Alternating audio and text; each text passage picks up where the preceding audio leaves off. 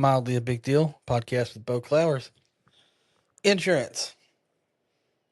I'm sick of it. Let me ask you this. How does it work? I get a call from work from some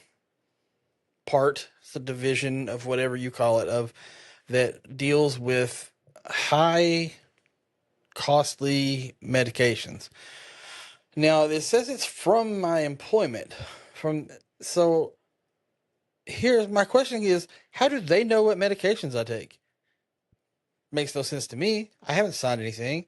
I've never signed any kind of HIPAA release, medication release. So you tell me how that makes sense. Now, when I ask them, I get told, oh, well, it's connected to your insurance. Okay. I didn't give my insurance permission to tell you what I take and what I don't take. So, argument not accepted. If it isn't fair that you can, my dog is playing. It isn't fair that you have these people that have no medical background. I literally asked the girl, I said, okay, so you're saying that I cannot have this medication for my diabetes. She says, I'm not exactly saying that, but we need to find an alternative. I said, the doctor says this is the medication I need. So I understand this is your job.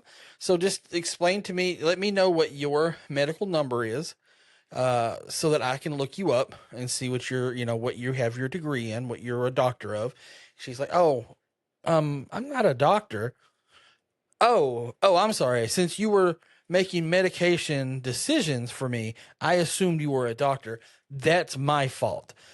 Okay, then what's your nursing number? What's your nursing license number so I can look you up on that? Because clearly, since you're not a doctor, you must be a practitioner. Oh, no, I'm not a nurse. Okay, then why are we making decisions on what medications I should take or should not take? Who are you with no license number to decide that I don't need a medication that the doctor says I need? Pissed me right off. And then the whole time she wants to act like I'm being absurd. Sir, everybody has this. We do this to everyone. Okay, well, then that's a HIPAA violation to everyone. I wouldn't admit that either. You can't just magically have my medication on your file. How does that work? How is that possible if I don't sign a release saying that you can have it for you to have it, unless somehow you came about those means nefariously? Is that the word? Nefariously? Just I don't know. I'm just irritated. I'm irritated, and what I am is mad. I'm mad about it. So, she decided she would get a hold of my practitioner, and she would discuss with her to see if there's any other alternatives. So here's my thing. If they decide to change it, I'm going to be real mad. I'm probably going to have to yell at somebody that is not a doctor, not a nurse, not anything medical-wise, but works in insurance. Because somehow, if you work in insurance, you just trump all of the rest. I'm just over it. I mean, it's the dumbest thing. And plus, insurance. Okay, I got to pay you money so that you can put money aside just in case I wind up having to go to the doctor. Now, if I don't go to the doctor, I don't get that money back. But also, if I have to go to the doctor, there's like a deductible. There's a whole nother set of money that I have to pay before I can ever use the money that I've already paid into to have this insurance. So then I go to the doctor and they charge what they charge and they do what they do. But then I still get another bill because, oh, well, your insurance doesn't cover everything. Okay, well, then why can I not just put money aside into my own bank account or a separate account or whatever you want to call it? And then when I need to go to the doctor, I'll just pay for it.